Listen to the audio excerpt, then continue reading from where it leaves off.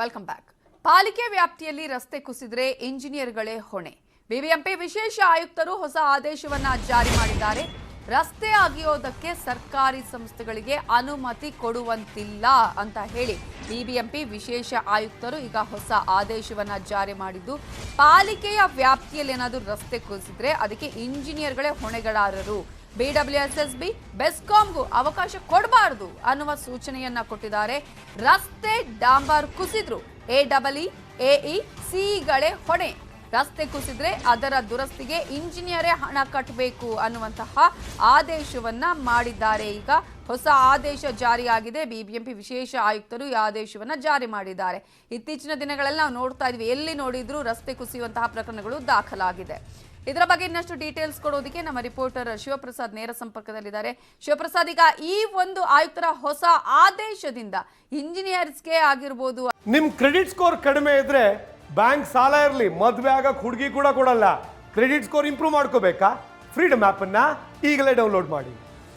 ಅಥವಾ ಬೇರೆ ಬೇರೆ ಎಡಬ್ಲ್ಯೂ ಆಗಿರೋದು ಎ ಯಾವ ರೀತಿಯಾದಂತಹ ಒಂದು ಜವಾಬ್ದಾರಿ, ಇನ್ನೊಂದು ಕಡೆ ಒಂದಷ್ಟು ರೀತಿಯಾದಂತಹ ಆತಂಕ ಉಂಟಾಗುವ ಸಾಧ್ಯತೆ ಇದೆ. ಇದು ಎಷ್ಟರ ಮಟ್ಟಿಗೆ ಫಲಪ್ರದ ಆಗಬಹುದು ಈ ಆದೇಶ?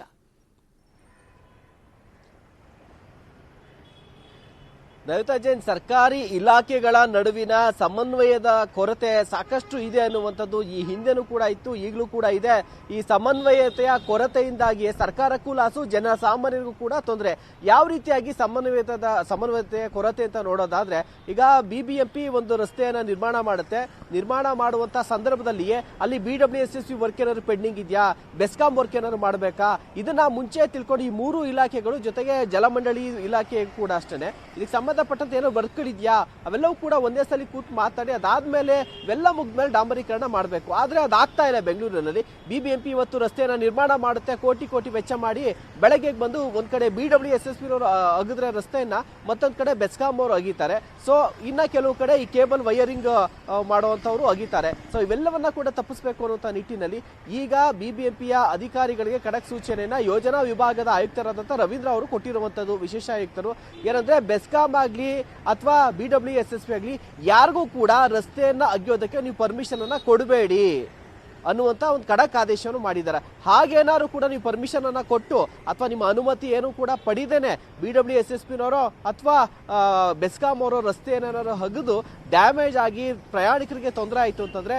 ಅದಕ್ಕೆ ಬಿಬಿಎಂಪಿ ವ್ಯಾಪ್ತಿಯಲ್ಲಿ ಬರುವಂತಹ ಎಡಬ್ಲ್ಯೂ ಆಗಿರ್ಬೋದು, ಇಇ ಆಗಿರ್ಬೋದು, ಎಇ ಆಗಿರ್ಬೋದು, ಸಿ ಅವರೇ ನೇರ ಜವಾಬ್ದಾರಿ. ಆ ಒಂದು ರಸ್ತೆಯ ಒಂದು ಮತ್ತೆ ದುರಸ್ತಿ ಕಾರ್ಯಕ್ಕೆ ವೆಚ್ಚ ತಗಲುತ್ತಲ್ಲ ಅದನ್ನ ತಮ್ಮ ಸಂಬಳದಿಂದ ಕಟ್ ಮಾಡಲಾಗುತ್ತೆ ಅನ್ನುವಂಥದ್ದು ಒಂದು. ಜೊತೆಗೆ ರಸ್ತೆಗಳೆಲ್ಲಾರು ಕೂಡ ಈಗ ಇತ್ತೀಚೆಗೆ ನೋಡ್ತಾ ಇರ್ಬೋದು, ರಸ್ತೆಗಳು ಏಕಾಏಕಿ ಕುಸಿಯುವಂಥದ್ದು, ದೊಡ್ಡ ದೊಡ್ಡ ಹಳ್ಳೆಗಳು ಬೀಳುವಂತ ಪ್ರಕರಣಗಳು ಕೂಡ ಆಗ್ತಾ ಇದೆ. ಈ ರೀತಿಯಾಗಿ ಏನಾದರೂ ಆದ್ರೂ ಕೂಡ ಇಂಜಿನಿಯರ್ಗಳು, ತಳಮಟ್ಟದ ಇಂಜಿನಿಯರ್ಸ್ಗಳಿದ್ರ ನೀವೇ ಇದಕ್ಕೆ ಜವಾಬ್ದಾರಿ ಅನ್ನುವಂಥ ಒಂದು ಖಡಕ್ ಆದೇಶವನ್ನ ಕೊಟ್ಟಿದ್ದಾರೆ. ಆದ್ರೆ ಇದು ಎಷ್ಟು ಮಟ್ಟಿಗೆ ಇಂಪ್ಲಿಮೆಂಟ್ ಆಗುತ್ತೆ ಅನ್ನುವಂಥದ್ದು, ಯಾಕಂದ್ರೆ ಬೆಸ್ಕಾಂ ಆಗಿರ್ಬೋದು, ಬಿಡಬ್ಲ್ಯೂಎಸ್ಎಸ್ಬಿ ಆಗಿರ್ಬೋದು, ಬಿಬಿಎಂಪಿ ಅವ್ರ ಹತ್ರ ಪರ್ಮಿಷನ್ ತಗೊಂಡೇ ಕೆಲಸ ಮಾಡ್ತಾವ್ರೆ ಅಂತ ಏನಿಲ್ಲ. ಅವ್ರು ಬೇಕಾದ ಕಡೆ ಹಗಿತಾರೆ, ಬೇಕಾದ ಕಡೆಯಲ್ಲಿ ಹಾಗೆ ಏನು ಕೆಲಸ ಮುಗಿಸ್ಮೇಲೆ ಆ ರಸ್ತೆನ ರಿಸ್ಟೋರ್ ಕೂಡ ಮಾಡೋದಿಲ್ಲ, ಹಾಗೆ ಬಿಟ್ಟು ಹೋಗ್ತಿದ್ದಾರೆ. ಈ ವಿಚಾರಗಳಿಗೆ ಬೆಸ್ಕಾಂ ಇಂಜಿನಿಯರ್ಗಳು, ಜಲಮಂಡಳಿ ಇಂಜಿನಿಯರ್ಗಳ ಮೇಲೆ ಬಿಬಿಎಂಪಿ ಇಂಜಿನಿಯರ್ಗಳು ದೂರನ್ನ ಕೂಡ ಕೊಟ್ಟಿರುವಂತದ್ದು ಕೂಡ ಇದೆ. ಹೀಗಿರುವಂತಹ ಪರಿಸ್ಥಿತಿ, ಹೀಗಿರುವಂತಹ ಸಂದರ್ಭದಲ್ಲಿ ಈ ಕೆಳ ಹಂತದ ಅಧಿಕಾರಿಗಳು ಏನ್ ಮಾಡ್ತಾರೆ, ಎಷ್ಟು ಮಟ್ಟಿಗೆ ಬೆಸ್ಕಾಂ ಜೊತೆಗೆ ಬಿಡಬ್ಲ್ಯೂಎಸ್ಎಸ್ಬಿಯ ಇಂಜಿನಿಯರ್ಗಳು ಬಿಬಿಎಂಪಿ ಇಂಜಿನಿಯರ್ಗಳನ್ನು ಮಾತನ್ನ ಕೇಳ್ತಾರೆ, ಪರ್ಮಿಷನ್ ಕೊಡ್ಲಿಲ್ಲ ಅಂತಂದ್ರೆ, ಯಾಕಂದ್ರೆ ಜಲಮಂಡಳಿ ಮತ್ತೆ ಬೆಸ್ಕಾಂ ಇಲಾಖೆ ಇವೆರಡೂ ಕೂಡ ಜನರಿಗೆ ಬಿಬಿಎಂಪಿ ಎಷ್ಟು ಅವಶ್ಯಕತೆ ಇದೆಯೋ ಅದಕ್ಕಿಂತ ಹೆಚ್ಚಿನ ಅವಶ್ಯಕತೆ ಇರುವಂತ ಜನರಿಗೆ ಈ ಬೆಸ್ಕಾಂ ಮತ್ತೆ ಈ ಜಲಮಂಡಳಿ. ಸೊ ಈ ಕಾರ್ಯಗಳು ತುರ್ತಾಗಿ ಮಾಡಬೇಕಾದಂತ ಸಂದರ್ಭದಲ್ಲಿ ಅನುಮತಿ ಕೊಡ್ಲೇಬೇಕಾಗುತ್ತೆ. ಕೊಡ್ಲಿಲ್ಲ ಅಂತಂದ ಸಂದರ್ಭದಲ್ಲಿ ಇವರು ಯಾರ ಅನುಮತಿಯನ್ನು ಕೂಡ ಪಡೆದೇ ಏಕಾಏಕಿ ಕೆಲಸವನ್ನ ಕೂಡ ಮಾಡ್ತಾರೆ. ಇದೆಲ್ಲದಕ್ಕೂ ಕೂಡ ಈಗ ಬಿಬಿಎಂಪಿಯ ಒಂದು ತಳಮಟ್ಟದ ವಾರ್ಡ್ ಮಟ್ಟದ ಇಂಜಿನಿಯರ್ಗಳಾಗಿರ್ಬೋದು, ಜೊತೆಗೆ ಚೀಫ್ ಇಂಜಿನಿಯರ್ಗಳಾಗಿರ್ಬೋದು, ಇವರನ್ನ ಜವಾಬ್ದಾರಿ ಮಾಡೋದಕ್ಕೆ ವಿಶೇಷ ಆಯುಕ್ತರು ಹೊರಟಿದ್ದಾರೆ.